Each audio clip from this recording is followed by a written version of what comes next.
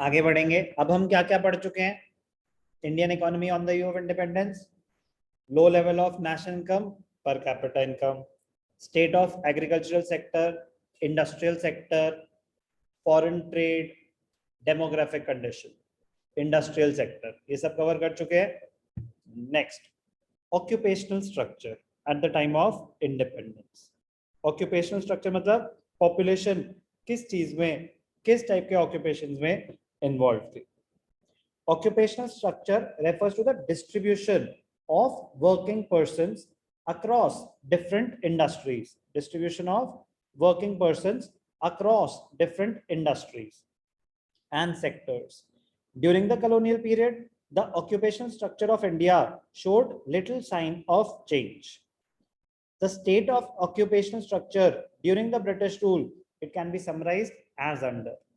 Number one, अभी तक पढ़ते आए हैं, predominance of agriculture, predominance of primary occupation. Majority of the population was involved in the primary sector. The agricultural sector accounted for the largest share of workforce with approximately 75%. The manufacturing and service sectors, they accounted for the remaining 25%. तीन sectors होते हैं, primary, secondary and tertiary. Primary sector related to farming, agriculture, वो सब होता है, natural resources के through आप कुछ काम कर रहे हैं. Secondary sector, manufacturing, industries. Tertiary sector, service sector. तो प्राइमरी सेक्टर से 75% ऑफ द पॉपुलेशन वहां इन्वॉल्व थी, 25% manufacturing and service. Second, regional variation.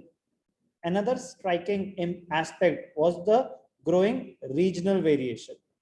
The states of Tamil Nadu, Andhra Pradesh, Kerala, Karnataka, Maharashtra, and West Bengal, they witnessed a decline in the dependence of the workforce on the agricultural sector, with a commensurate increase in the manufacturing and service sector.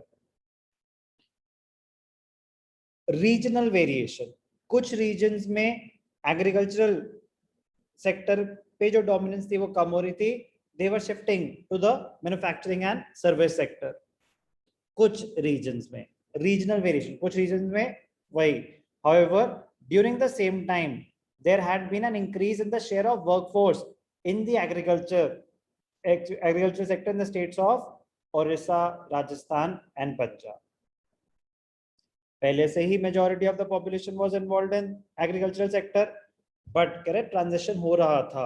they were shifting from the agricultural sector to the secondary and tertiary manufacturing and service sector. but कह रहे हैं at the same time states like Orissa, Rajasthan and Punjab, वहां पे और ज्यादा primary sector पे रिलायंस बढ़ रही थी. क्या ज्यादा सेफ होता है, प्राइमरी, सेकेंडरी या टर्शरी?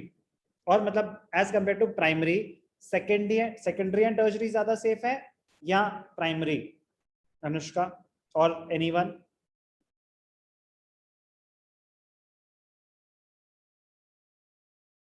सेकेंडरी एंड टर्शरी ज्यादा सेफ इसलिए माने जाते थे बिकॉज प्राइमरी सेक्टर में agriculture, it was highly dependent on rainfall, on climatic conditions which are beyond your control. Yes, sir. Because of lack of irrigation facilities. अगर proper irrigation facilities हो तो आप इतने डिपेंडेंट नहीं होगे रेनफॉल पे, but we did not have proper irrigation facilities. Technology used was outdated, fertilisers were not used, तो इसीलिए it was better to get into more secure sectors like manufacturing. तो इंडस्ट्रीज है ना, सर्विस सेक्टर, बट उसके लिए आपको skills होने चाहिए. Regional variation, predominance of primary occupation, regional variation. तो ऑक्यूपेशनल स्ट्रक्चर में बस इतनी सी छोटी सी पार्ट है. Primarily people were involved in agriculture, 75% agricultural sector, remaining 25% manufacturing and services मिला के. रीजनल वेरिएशन भी बहुत ज्यादा थी. Tamil Nadu, Andhra Pradesh, Kerala, Karnataka, Maharashtra and West Bengal, they witnessed a transition from the primary to the secondary and tertiary sector. On the other hand, states like Odisha, Rajasthan, Punjab, उनका primary sector पे जो रिलायंस था वो और ज्यादा बढ़ गया. More people shifted towards the primary sector in Orissa, Rajasthan and Punjab. The state of occupational structure. Next, very interesting, very important, infrastructure. one of the most important इस पे क्वेश्चन बनने के बहुत ज्यादा चांसेस होते हैं. State of infrastructure at the time of independence. The infrastructure facilities during the British rule were very poor. Some efforts were made. और किसी एरिया में तो एफर्ट्स ही नहीं डाले थे. ये इकलौता सेक्टर था where efforts were made to develop basic infrastructure like roads, railways, ports, water transport, post and telegraphs. अभी तक हमने जितना भी पढ़ा, ब्रिटिशर्स इंडिया की ग्रोथ पे पैसा खर्च कर रहे थे क्या? No, sir. No. This was the only aspect जहां पे वो एक्चुअली पैसा खर्च कर रहे थे. तो उसके पीछे रीजन क्या था? But the main motive behind such infrastructural development was to serve various colonial interests. The state of infrastructure was inherited from the British rule as discussed below.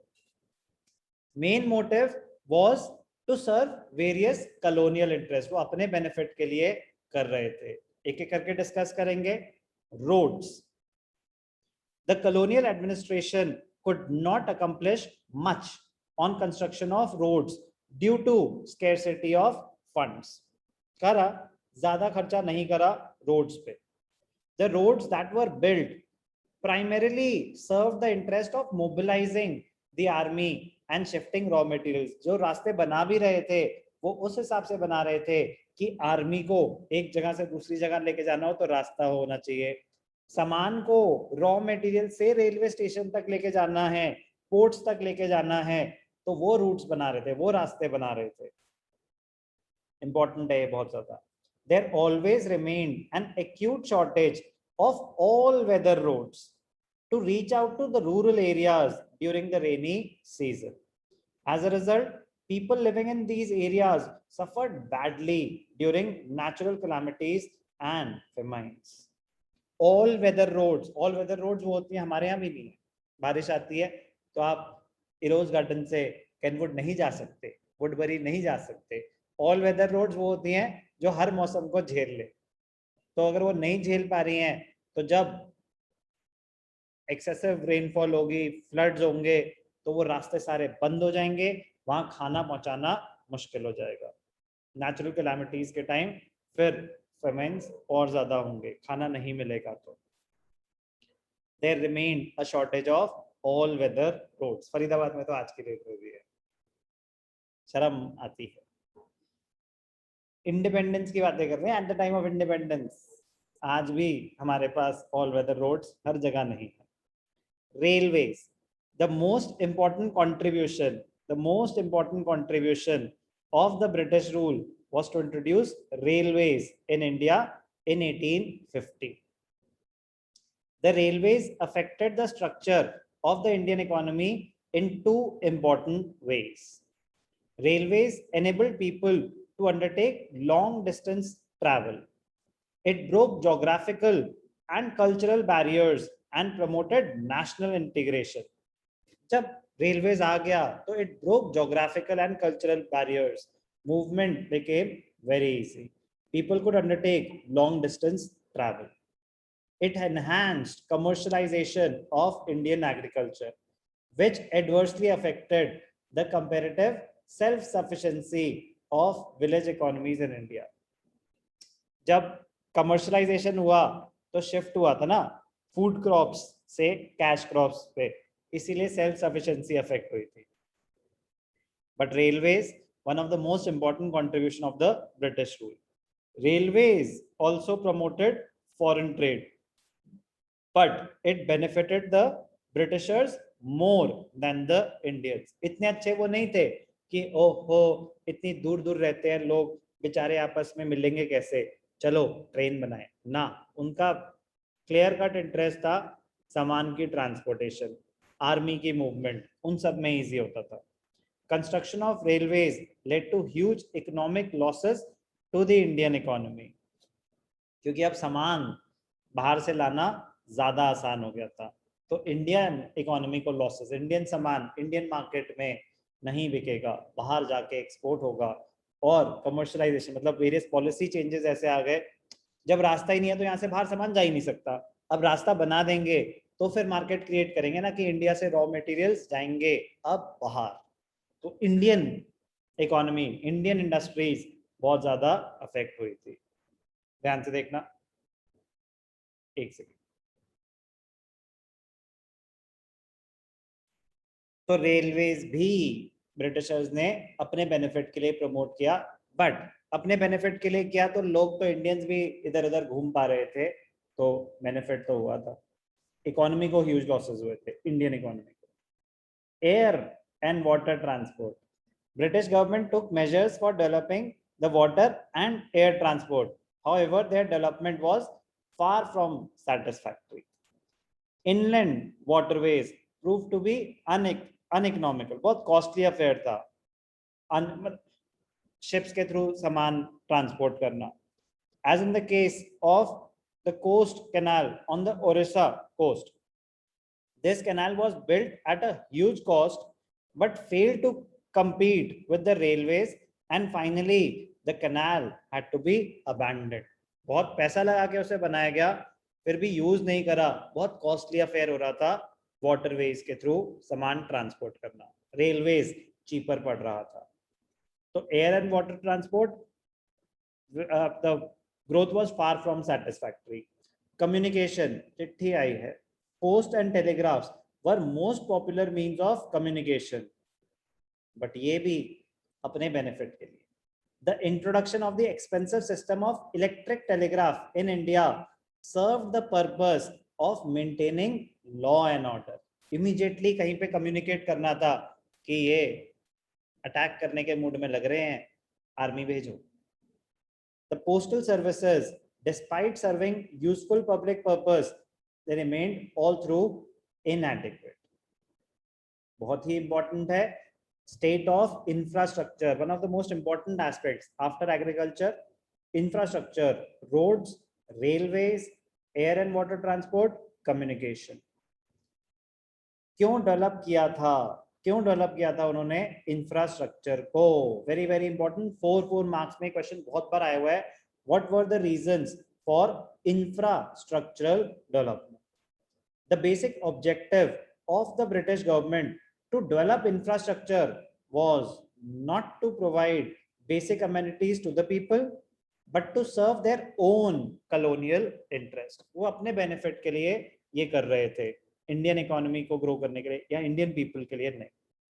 The roads were built for mobilizing the army within India and for drawing out raw materials from the countryside to the nearest railway station or port, and to send these to England or other lucrative foreign destinations.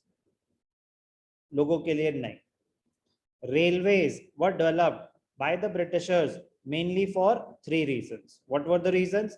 Number 1, to have effective control and administration over the vast Indian territory.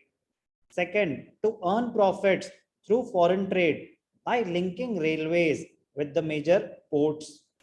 Number 3, to make profitable investment of British funds in India. Fair charge करेंगे ना railways का, free में थोड़ी ना आपको घूमने देंगे इधर उधर.